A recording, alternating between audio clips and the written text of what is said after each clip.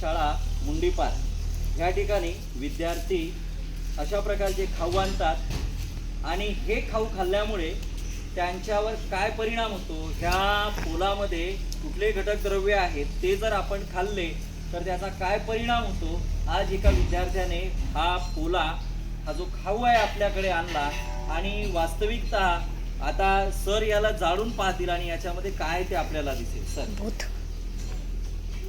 बघा आता लक्ष द्या तुम्ही.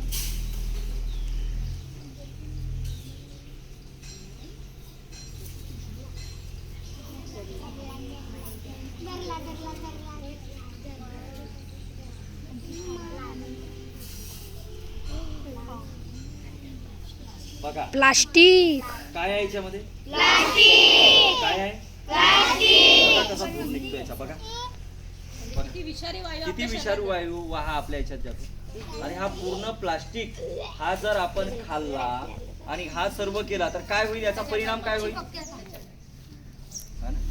बघा हा बघा कसा जातो. किती घाणेरडा आहे, उंदीर किती घाणेरडा आहे. खाल का तुम्ही, सांगा बरं, खाणार का याला. हा जर खाल्ला तर आपल्या शरीरात चांगले परिणाम होतील की वाईट परिणाम, काय होतील, वाईट परिणाम होतील.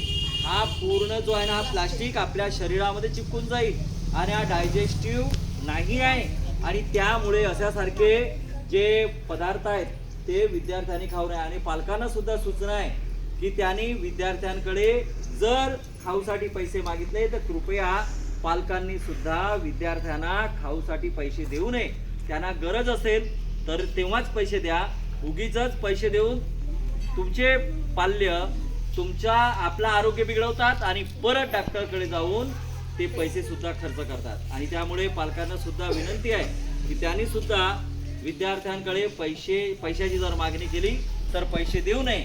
जर शाळेमध्ये काम असेल तर वर्ग शिक्षकांना फोन करावा की सर काही काम असेल तर सांगा, मग याला पैसे देतो. लक्षात आलं सर्वांना. Yes sir. ओके.